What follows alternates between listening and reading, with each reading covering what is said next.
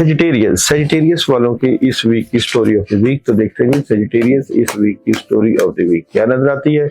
बहुत जबरदस्त एनर्जी है, नया शुरू कर सकते हैं, माली तौर पे थोड़ा सा डिस्टर्ब, लेकिन पैसों के मामला भी हल होंगे, चेंज है, पॉजिटिव चेंज है। ओवर थिंकिंग और नेगेटिव सोचें भी प्रॉब्लम का बायस बन सकती हैं। एनर्जी क्या नजर आती है सेजिटेरियस इस वीक की एनर्जी क्या नजर आती है। अच्छा जी, सेजिटेरियस वालों की इस वीक की एनर्जी में आपने मकार और हासदीन लोगों से बच के रहना, प्रॉब्लम क्रिएट कर सकते हैं। सेजिटेरियस वालों के लिए इस वीक में जॉब, बिजनेस और कैरियर में प्रॉब्लम क्रिएट हो सकती है और ये प्रॉब्लम को आप बड़े अच्छे तरीके से सॉल्व करेंगे इस वीक में। मैरिज और रिलेशन सेजिटेरियस वालों के लिए इस वीक में बहुत ही जबरदस्त है। आपके रिलेशन में मजबूती, कामयाबी और घरेलू जिंदगी बेहतरी की तरफ रहेगी।